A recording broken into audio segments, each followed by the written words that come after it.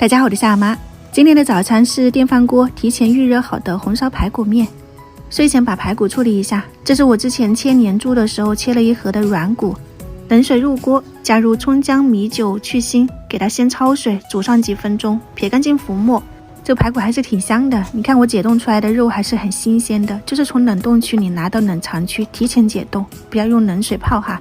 煮好了捞出来，要多放一点姜片，香叶就1片，然后几颗干辣椒，2-3颗八角，一点桂皮，放到油锅里面用中火慢慢的煎一下。中途你可以下一点这个豆瓣酱、黄豆酱，大概就是我们喝汤的那个勺子1勺就行了。先不急着翻动，等到排骨煎香了，没有什么水分了，再去给它翻炒，炒出红油和香味。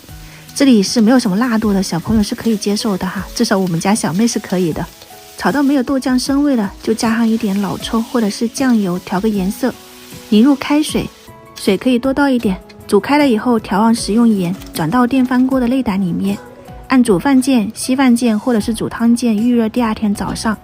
今天早上我是6点50分起来烧了一锅水，然后把电饭锅里面我们昨天晚上预约好的红烧排骨汤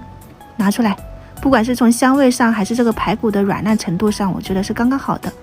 只是盐味有一点淡，我加了1勺给它们搅匀，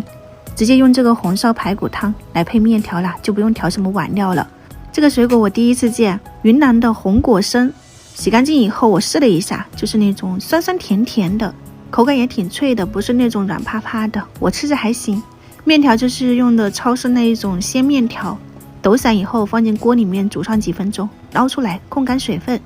淋上红烧排骨汤，自己家里面做的排骨随便加，撒上葱花。今天的早餐红烧排骨面条就做好啦，供大家参考。如果喜欢的话呢，可以在家里面去尝试一下，有计划就会有希望。我们下期再见。